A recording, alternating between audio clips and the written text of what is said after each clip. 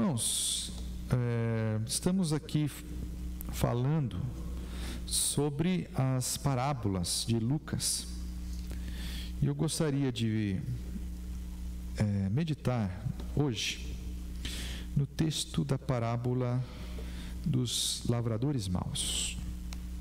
Isso se encontra lá no capítulo 20, nós vamos ler do versículo 9 até o versículo 19. Então, essa parábola que Jesus contou foi a última parábola, conforme o evangelista Lucas nos traz aqui, a última parábola que ele contou antes da sua paixão.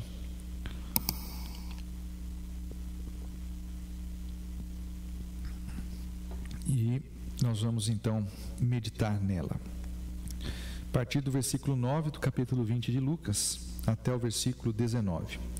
Em seguida, Jesus se voltou para o povo e contou a seguinte parábola: um homem plantou um vinhedo e o arrendou a alguns lavradores. Depois partiu para um lugar distante, onde passou um longo tempo. Na época da colheita da uva, enviou um de seus servos para receber sua parte da produção. Os lavradores atacaram o servo, o espancaram e o mandaram de volta de mãos vazias. Então o dono da propriedade enviou outro servo, mas eles também o insultaram, o espancaram e o mandaram de volta de mãos vazias. Enviou ainda um terceiro, e eles o feriram e o expulsaram do vinhedo. Que farei? Disse o dono do vinhedo. Já sei, enviarei meu filho amado, certamente eles o respeitarão. No entanto, quando os lavradores viram o filho, disseram uns aos outros: aí vem o herdeiro da propriedade, vamos matá-lo e tomar posse desta terra. Então o arrastaram para fora do vinhedo e o mataram. O que vocês acham que o dono do vinhedo fará com eles? Perguntou Jesus. Ele virá, matará os lavradores e arrendará o vinhedo a outros. Que isso jamais aconteça, disseram os que o ouviam. Jesus olhou para eles e perguntou: então o que significa esta passagem das Escrituras? A pedra que os construtores rejeitaram se tornou a pedra angular. Quem tropeçar nessa pedra será despedaçado, e aquele sobre quem ela cair será reduzido a pó.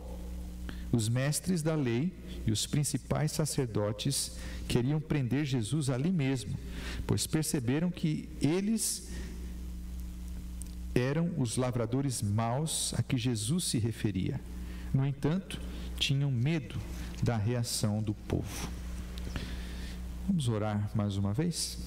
Ó Deus, Pai bendito, ajude-nos a compreender o que o Senhor quer falar para nós nesse texto. Que o Teu Espírito fale conosco. É a oração que fazemos em nome de Jesus. Amém. Como anda a sua espiritualidade? Como anda a sua vida com Deus? Essa pergunta é muito importante, porque esse texto que nós lemos, ele tem tudo a ver com vida com Deus, com espiritualidade. Será que nós estamos com a nossa vida espiritual realmente fundada em Jesus, na sua obra? Ele tem a autoridade sobre nós? Para que nós entendamos o que esse texto, o que essa parábola de Jesus quer nos mostrar, o que Jesus quer falar, sobre o que Jesus está falando, nós precisamos retroceder um pouco no texto do capítulo 19 e ver o que está acontecendo.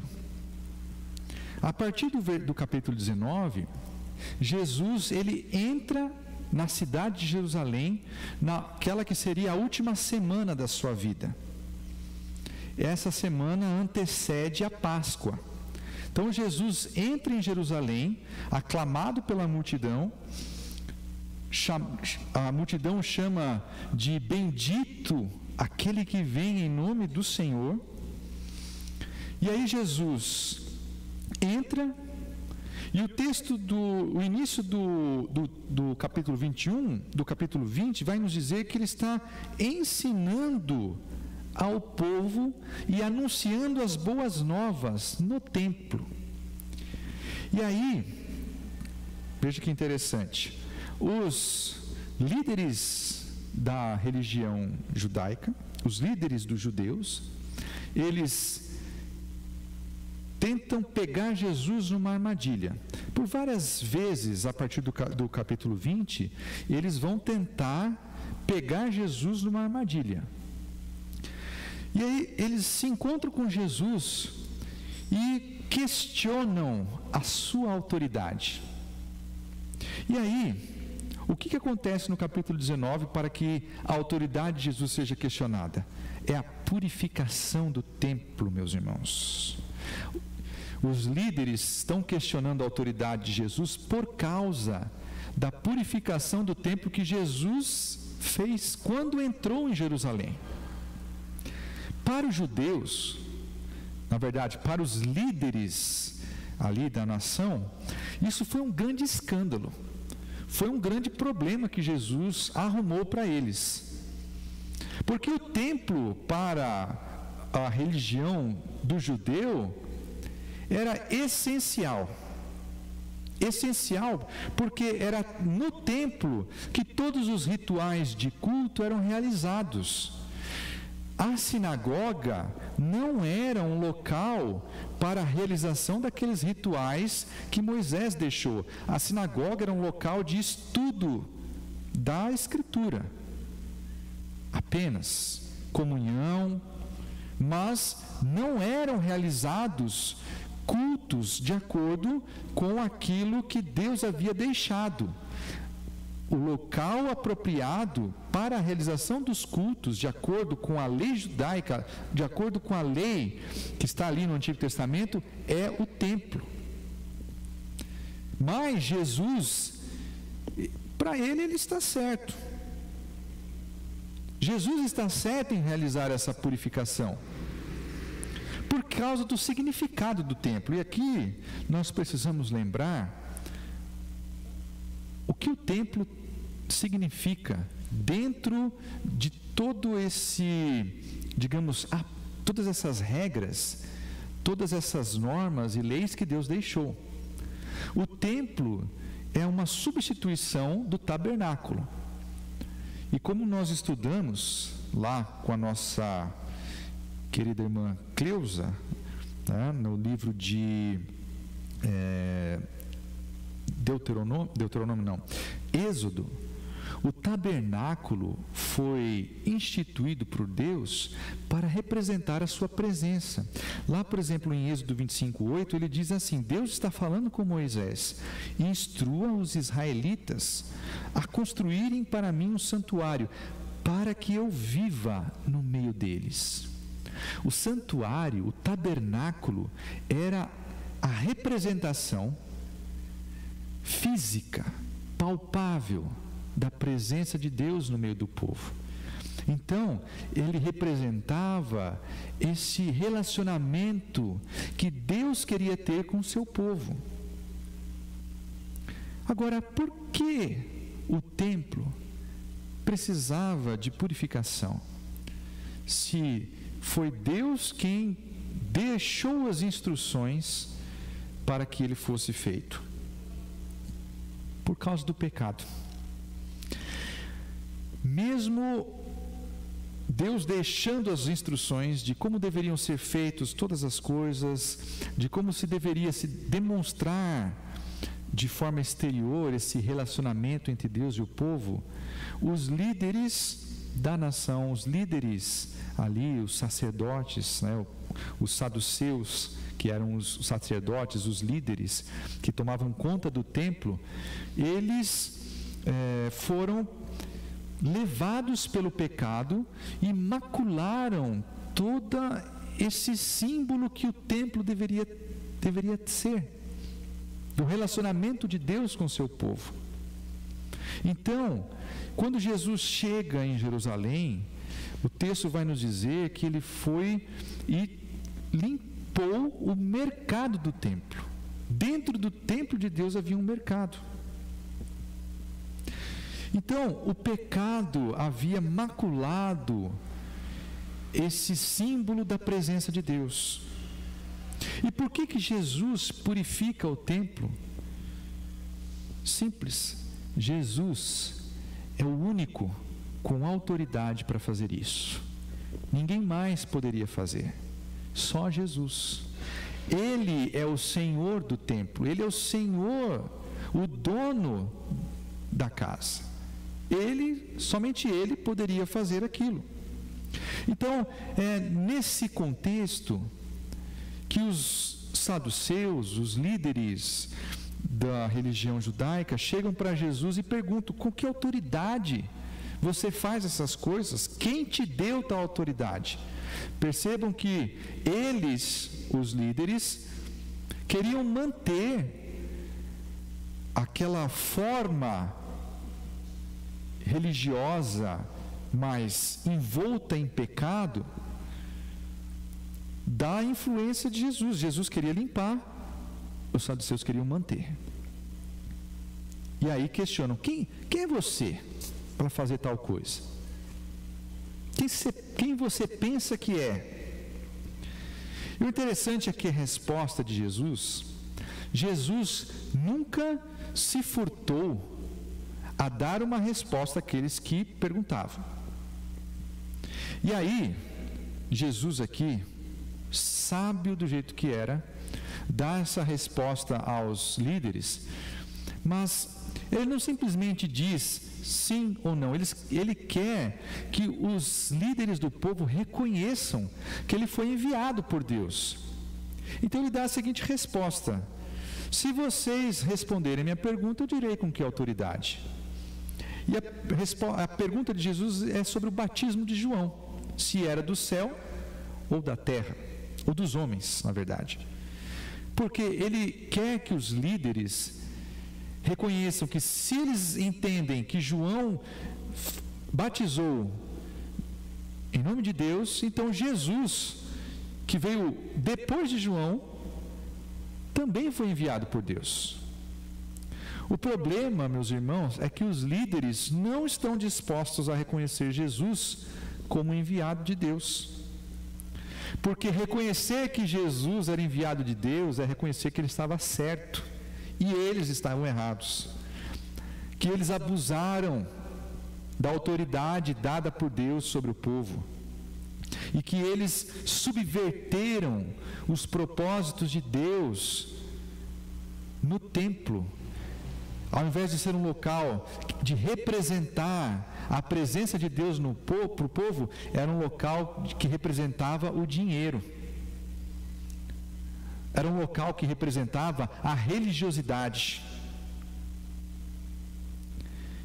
Meus irmãos, o ser humano, ele não quer consertar o relacionamento dele com Deus. Nós, pelas nossas próprias forças, nosso próprio desejo, nós não queremos consertar o nosso relacionamento com Deus. Queremos manter esse relacionamento numa espécie de troca.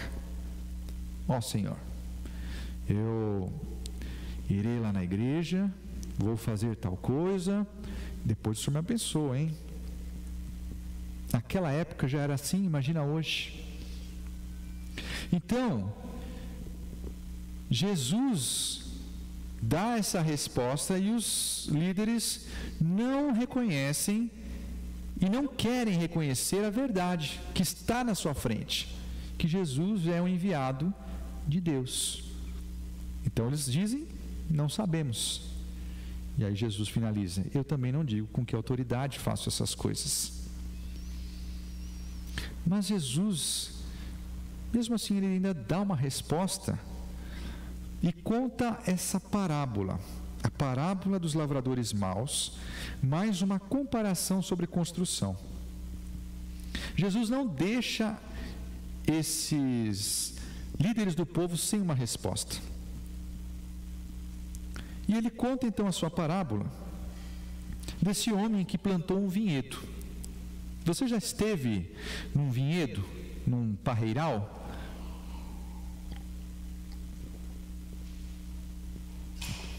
É um lugar bonito, muito bonito. E também um lugar frágil. Não sei se você já teve a oportunidade de ver a planta, a parreira. Ela é uma planta com o caule tão fraquinho, tão fininho. Às vezes parece que está seco, que vai quebrar. E aquela planta, ela precisa de apoio para subir e os frutos dela caírem por cima. Aqui na cidade de São Roque, perto aqui de Sorocaba, tem várias parreiras, vários vinhedos, lugares muito bonitos para se conhecer. Não sei se você já teve essa oportunidade, mas é um lugar maravilhoso. Mas é um lugar, é uma planta que precisa de muitos cuidados, é uma planta que precisa de muita atenção. E o texto de outro evangelista, Marcos, e também no texto de Mateus, eles vão nos falar que o homem que plantou a vinha, ele foi muito cuidadoso, para que o vinhedo fosse produtivo. O texto vai dizer, por exemplo, lá em Marcos 12, que esse homem ele colocou uma cerca em volta das plantas, para que os animais não entrassem e não causassem uma destruição. Ele também colocou um tanque de prensar uvas, ou seja, um lugar para se colocar as uvas e já fazer o vinho. Ele também colocou uma torre de guarda no meio das parreiras, no meio do vinhedo, para ficar observando se ladrões viriam, invasores. Então vejam que o homem que planta esse vinhedo, ele é muito cuidadoso. E aqui, meus irmãos, um entendimento que nós podemos tirar: Deus faz tudo por nós. Tudo que Ele pode fazer por nós, Ele faz. Mas somos nós que nos afastamos dEle. Nós é que vamos longe dEle. Agora, o texto, Jesus continua contando a sua parábola. E ele diz que o dono do vinhedo, ele arrenda a vinha para alguns lavradores. O arrendamento é uma espécie de aluguel, onde ele deixa alguém cuidando da propriedade, ele vai para algum outro lugar fazer outra coisa, e as pessoas cuidam da propriedade, fazem a propriedade produzir e dão uma parte da produção para o dono. Nesse caso, o corrente é que 1/3 da produção fosse dado para o dono da propriedade. E aqui também um outro entendimento que nós podemos fazer é que Deus faz o investimento. Deus é que atua. Nós não precisamos gastar nada. É a graça de Deus que invade as nossas vidas. Deus pagou, foi Deus que pagou o preço. Nós não precisamos pagar. Até porque, se fôssemos pagar, nunca conseguiríamos chegar no padrão de Deus. Mas a graça de Deus, ela nos alcança e nós não precisamos pagar nada. É Ele que faz o investimento. Por fim, Jesus vai falar, Jesus vai falar então que o dono da vinha, no momento da colheita das uvas, ele manda os seus servos para receber o pagamento. Se ele fez o investimento, nada mais certo que ele recebesse o pagamento desse investimento. Jesus vai dizer que os servos foram atacados, foram espancados, foram feridos, foram insultados, e alguns evangelistas vão dizer até que eles foram mortos. Então, o dono da vinha para e pensa: já enviei todos os servos que eu poderia, quem eu posso enviar? Meu filho amado. E aqui, meus irmãos, está o ponto central da parábola. Jesus está respondendo e está mostrando para os líderes de quem ele tinha autoridade. Com que autoridade você faz essas coisas? Jesus está dizendo: ele é o Filho amado. Ele tem autoridade para purificar o templo, porque ele é o filho do dono do templo. Os líderes, o texto não nos diz se eles perceberam isso à época, mas Jesus está dando uma prova da sua identidade, da onde ele tira a sua autoridade. Ele é o filho do dono da vinha.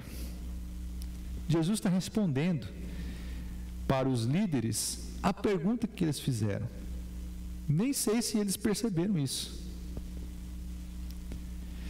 Então Jesus está mostrando que ele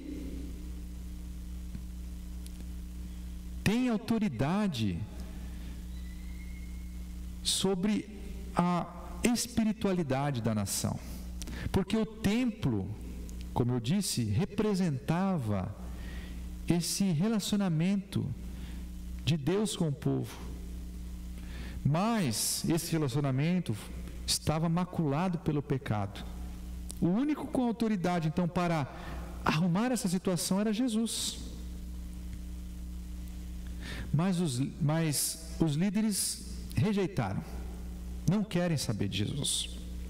E aí ele revela que a intenção dos líderes era de matá-lo, porque ele diz, que os lavradores conversam entre si e dizem: vamos matar o filho e tomar posse dessa terra. Então, e assim eles fazem, matam o filho. E aí Jesus, de uma maneira muito perspicaz, ele força uma reflexão para a multidão. Ele pergunta para eles: o que fará o dono da vinha? E aí, o que o dono da vinha faria? E Jesus mesmo responde a sua pergunta. Ele diz que que o dono da vinha vai trazer julgamento sobre os líderes por causa dos seus abusos, por terem abusado da autoridade que Deus deu a eles sobre o povo, e por terem subvertido os princípios de Deus de relacionamento com o povo.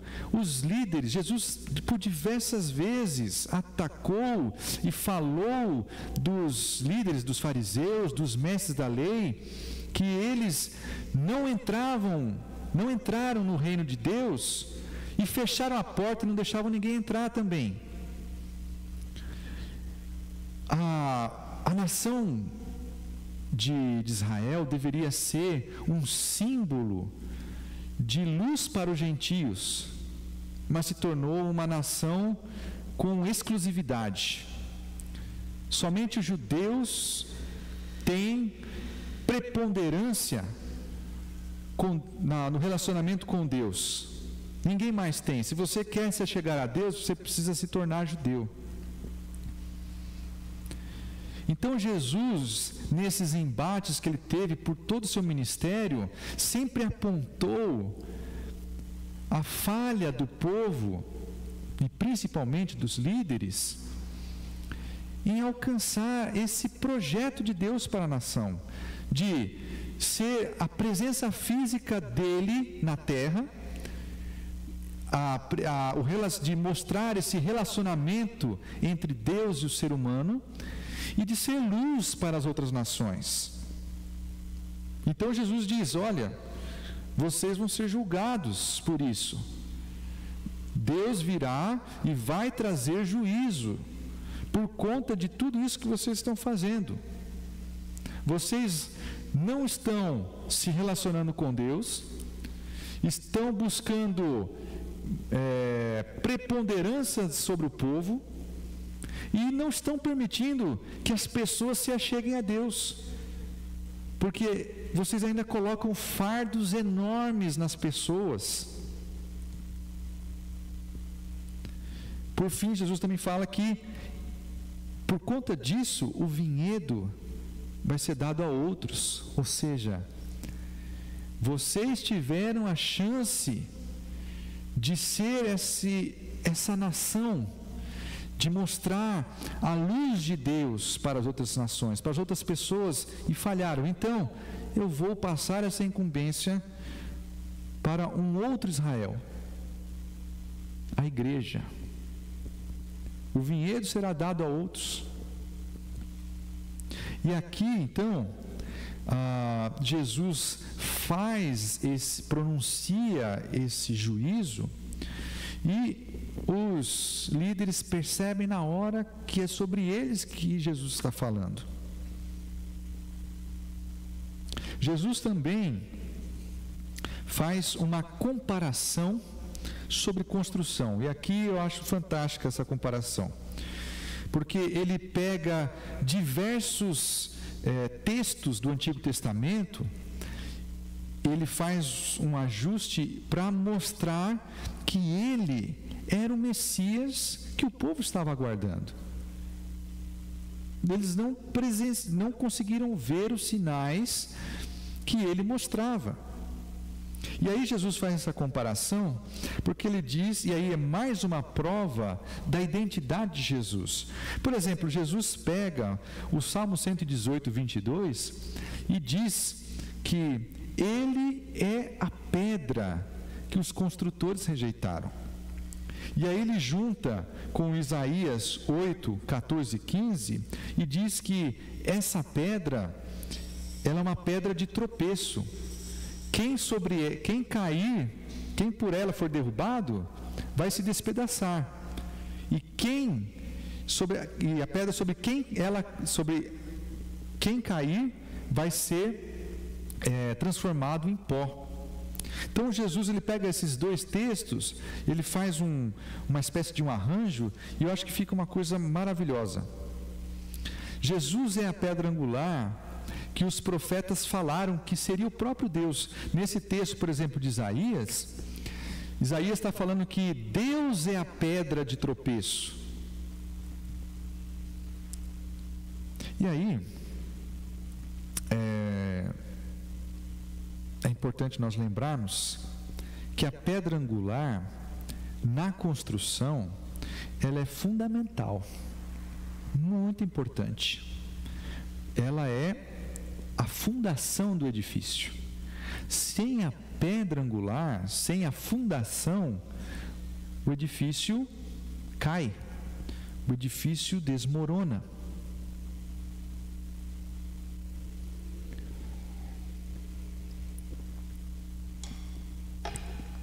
O que Jesus está dizendo ele é a pedra angular desse novo templo que será construído. Se o templo antigo havia sido corrompido pelo pecado dos líderes, Jesus inclusive vai dizer que esse templo está destinado à destruição. Ele vai falar no capítulo seguinte que não ficará pedra sobre pedra. Ele também vai dizer que esse templo antigo, aqui é uma representação, né? Esse templo antigo, ele está fundamentado numa religiosidade, ou seja, o que eu devo fazer para me aproximar de Deus, e não na graça de Deus. Está baseado no sucesso financeiro. A gente vai ver aqui no capítulo 20, no capítulo 21, desculpe, no início do capítulo 21, Jesus fala da oferta da viúva. As pessoas vinham entregar apenas do que sobrava dos seus bens, ou seja, o templo era um local para você ostentar a sua riqueza. E era fundamentado na separação. Esse templo, o templo em que Jesus viu, ele tinha vários espaços separados para determinados tipos de pessoas. Existia o lugar onde as mulheres poderiam ir, depois desse lugar somente os homens, e existia um lugar que os gentios, mesmo convertidos, não poderiam passar. E aqui, meus irmãos, a gente precisa lembrar que o templo que Salomão construiu não tinha essas separações. Homens e mulheres deveriam estar juntos no louvor e adoração a Deus. Não havia separação étnica. Claro que no Santo dos Santos, dentro do santuário, somente os sacerdotes poderiam entrar. Mas na local de adoração, todos eram chamados a vir. Não havia separação. Mas no templo que Jesus viu, essas separações já existiam. Agora, Jesus, fala que ele é a pedra angular, porque ele está ali, foi enviado por Deus para construir um templo novo, ou seja, para construir um novo momento no relacionamento de Deus com a humanidade. E esse novo momento, esse novo templo, não será destruído. Glórias a Deus por isso. A fundação desse templo é o próprio Senhor Jesus e a obra que Ele fez. Não depende mais do que você faz. Nunca dependeu, na verdade. Mas a antiga religião falava que você precisava fazer algo para se aproximar de Deus, mas você nunca se aproximava. Agora, nesse novo momento, você não precisa fazer nada. É Jesus que faz tudo. É a obra dele. E por fim, ele está construindo esse local de união, de comunhão, onde todos os povos, de todas as línguas, estarão juntos. Estão juntos. Homens e mulheres, não mais separados pelas artimanhas do ser humano. Então, religiosidade com Jesus está fora. Agora, espiritualidade, relacionamento com Jesus, isso é possível. E Jesus então conta a parábola para mostrar que Ele é o único com autoridade para restaurar a nossa vida com Deus, para nos trazer para perto. Ninguém mais tem autoridade, só Jesus. Ele é a pedra sobre a qual nós construímos a nossa espiritualidade. Nós não precisamos mais de seguir ordenamentos criados pelo homem. Não precisamos mais seguir líderes. A nossa espiritualidade, ela é construída naquilo que Jesus fez. Ele é a pedra sobre a qual nós construímos, porque Jesus é o Filho de Deus. Termino, meus irmãos, com essa frase: Jesus é o Filho de Deus. Ele tem autoridade para restaurar a nossa vida, nosso relacionamento com Deus, e Ele é a pedra sobre a qual nós construímos a nossa espiritualidade. Você quer ter uma nova vida com Deus? Você quer ter uma espiritualidade vibrante? Você precisa buscar em Jesus tudo isso. Amém?